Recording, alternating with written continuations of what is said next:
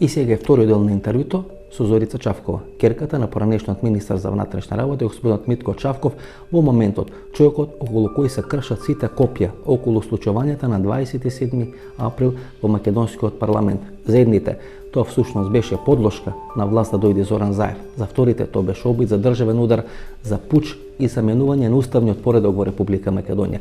Околу Митко Чавков се кршат копјата.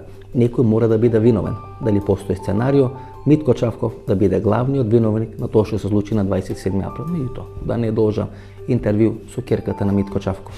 Кој е Зорица Чавкова? Зорица Чавкова е керка на човекот кој што денеска се обидува да го направи терорист. Вие сте керка на терорист? Јас сум керка на терориста.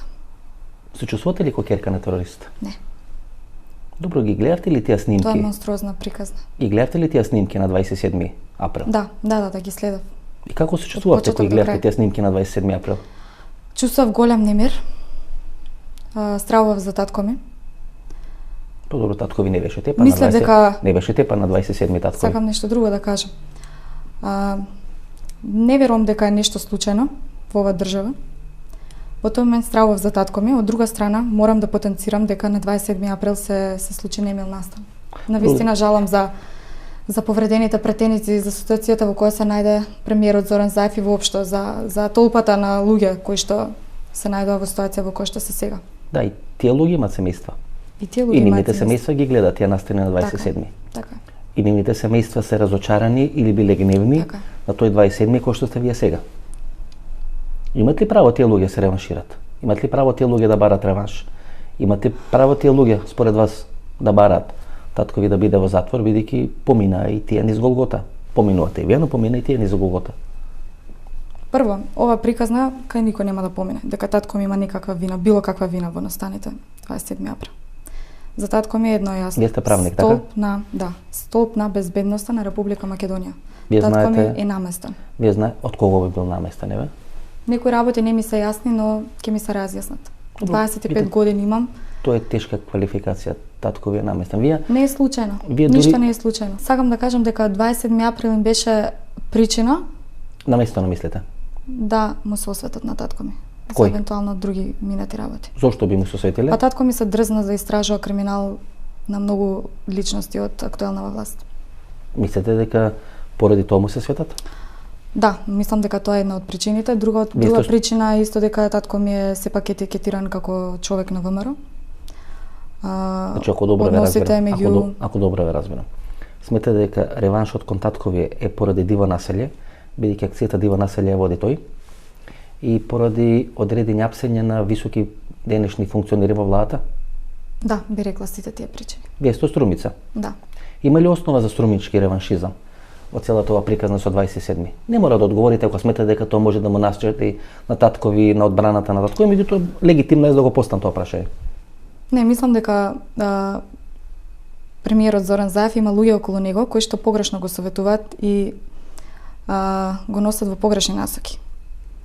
Тенденцијата према татко ми и целиот овој напор и труд и приказна за да го направат татко ми како терористот или главниот кривец за настането 27 април е само залудно потрошена енергија. На крај нема да ќе дозна дека тој не е виновниот за настанот. И затоа во некои моменти се прашам, можеби не им е дојдено до вистината, можеби го начека на некоја прилика, на некој момент да можат сега да се живуваат со него. Не знам од кои причини сега по струмичка линија, еве не би рекла дека по струмичка линија, меѓутоа сепак тој беше столбот на безбедноста и учествуваше во многу акции, како и во некои акции против актуелниот премиер. Колку години има стаж во полицијата Чавков? Па, мислам дека преку 30 на година. 30 години човекот апсел криминалци. Така. И сега завршува како криминалец или завршува на исто место кај што завршуваат криминалците во моментот во истражниот затвор во Шутово Ризари. Како го преживува Чавков тоа? Најпрво би рекла дека му ја повредија честа интегритетот, него тоа секогаш му било најважно. Самата правна квалификација, инкриминација, тероризам за него е нешто што не може да го прифати. Тоа е 10 години затвор. Тоа е над 10 години затвор. Затвор најмалку. Така што Се плашите Со дека тоа може обвинение не може да се се плашите помири. дека може 10 години да остане затвор? Не се плаши дека ќе на Не, крај. дали вие се плашите? Не, јас не се плашам, јас знам дека нема да им успее ова. Видите, Чавко, ова е тешка Ова нема да им успее. Ова е тешка хајка, тешка харанга.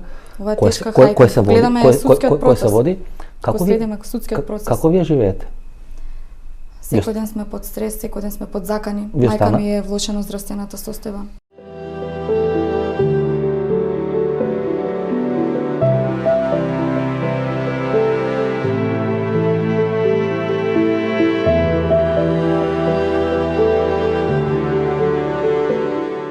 Очекувавте ли дека ќе вратат повторно во притвор? Пуштен во вторникот, вратен во средата? Не очекувавме. Очекуваше Дека ли? до таму ќе отидат со нивната омраза и со тортурата нивна не очекувавме. Кој го апсеше?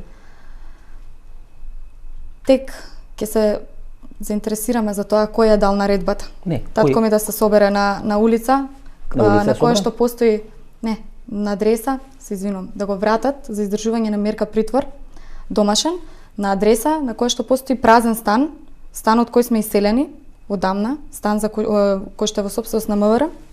Добивме решение за иселување, 10 дена имавме рок за иселување. Сите се запознаени со тоа и дури во јавност имаше и слики од тој ден како ние се пакувавме, Чавков сликан како товари во комбе, ствари и слично. Сите знае дека на таа адреса нема ни семејство Чавков, ниту Чавков. Нема ништо, тоа е празен стан, не е во наша собственост. Немаме клучеви, немаме ништо од тој стан. Го ставија там, на улица. Татко ми се јави вечерта. Ама го ставија? Го ставија на улица. Значи кога го ослободуват од притвор го стават го ставија таму, иако го земале претходно од друго место. Значи го земат од тама кај што живеете, Да, а го така. стават тама кај што се живееле. Да, токму така. Таму од каде што моравме, бевме присилени во рок од 10 дена да се Значи заминеме. вие не знаевте дека ќе биде ослободен од притвор? Тоа беше за нас изненадување. Ние сепак мислевме дека ова во Голгота во која што сме ставени нема крај. И мислевме дека не верувавме дека ќе биде ослободен од притвор. Не верувавме. Иначе него вторникот го Бевме ослободил. изненадени и неизмерно среќни, значи повторно ни се врати некоја мала надеж дека сепак ќе добие фер судска постапка. Значи вие не знаете дека ќе ослободат од притвор? Него го ослободат од притвор и го остават пред зградата кај што се живееле На некаде улица. до На паркингот. пред половина година. Да. Од каде што претходно ни избрка.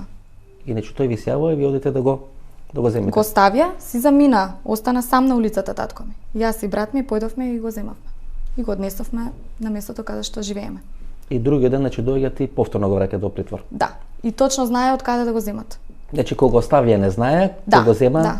И кога знае. требаше претрес да прават, исто така знае дека треба да дојдат во местото каде што треба. Како се однесува полицајците?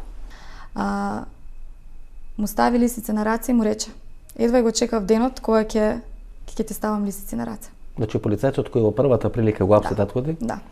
му изјавува дека едва го чекал Да, денот, да. кога ќе му стави лисици на раце. Да. Добро, помина тоа, наредниот ден втор бран слики Од од судницата. од судницата, тие што бе објавени. Слики од затворот Чутка, Ви се закануват ли, Чавко? постојано.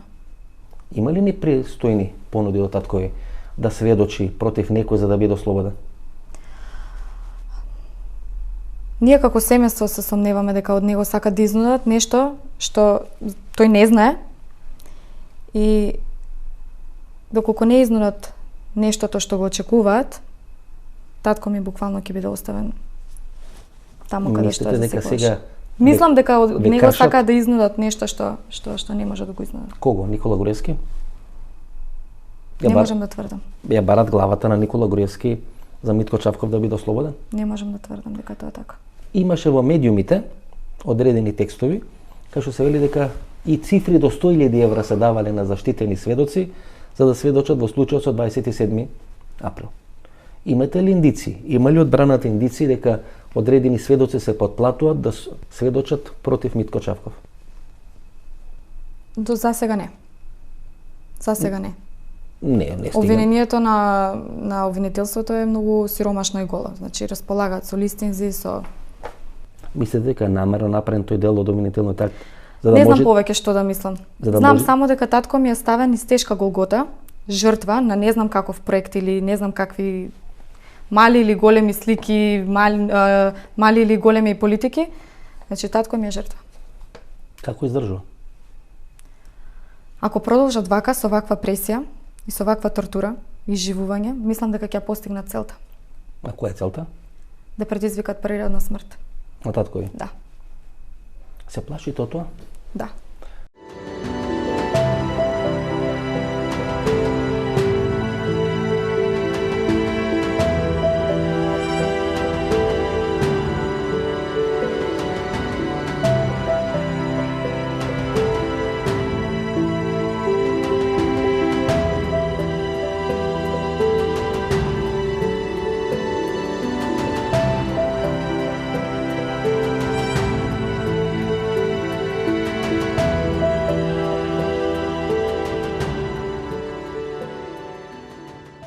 Имате ли финансиски проблеми? Да.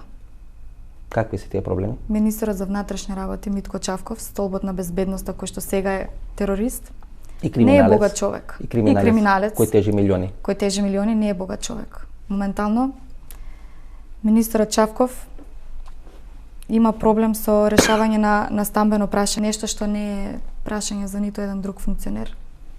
Сакате да кажете дека стамбениот проблем не ви реше? Да, добивме решение за 10 дена да се иселиме од станот кој што беше во државна сопственост, кој што му беше доделен на татко ми на користење за време на извршување на државна функција. И замислете во каква состојба бевме. Го добивме решението, па јас наредниот ден почнав да гледам по огласи станови да барам за евентуално привремено да се сместиме некаде. Тога живеевте во на функционерска зграда. Да. До железничката станица или она зграда на доста димовска, што е нарекувана на висока зграда 15-16 спрата. Да. Тоа се случува после инфарктот или пред инфарктот на таткови? Многу брзо после инфарктот. Значи таткови прележува инфаркт? Да. И тие барат во рок од 10 дена да се селите од таа зграда? Да. И каде да се селите? Се враќате во Струмица? Баравме продолжување малку на рокот. И размислувавме да се собереме сите на купче во станот во Струмица, кој што е единствен недвижен имот со кој што располага семејството Чавкови. И сега сме во куќата во која што сме, па полека го средуваме тоа прашање. Меѓутоа, немаме пари од небо паднати за да си го решиме веднаш проблемот. Ви дават ли банките кредити? Не. Не ви дават кредити? Дали сте изненадени? Да, изненаден сум. Да, ние не бевме изненадени. Во одбија за кредит вие аплициравте во одбија или воопшто не аплициравте? Аплициравме, не одбија 2 пати. Зошто? Па не би предуцирала зошто, меѓутоа јас како што кажав, секој има некаква улога во тортурата на татко ми. Мислите дека некој Мислам дека се е јавил... поврзано и координирано на разноразни нивоа и сегменти во општеството. Семејството Чавкови треба да биде уништено. Значи не завршуваат со татко ми. Тоа е тешка квалификација. Не завршуваат со татко ми. Моментално јас и мајка ми живееме сами во куќата. И примат овие закани. И ги имаме овие закани и бевме принудени на Имате ли смртни закани, на пример? Обезбедувањето на татко ми беше одземано. Така што бевме принудени да на сите проблеми и да плаќаме и приватно обезбедување. Да не ви се случи нешто? Заминуваа чудни коли секојдневно пред нашата куќа. Во тие закани што ги имате, има ли Предпоставувам дека се некои... Има ли смртна закана некоја?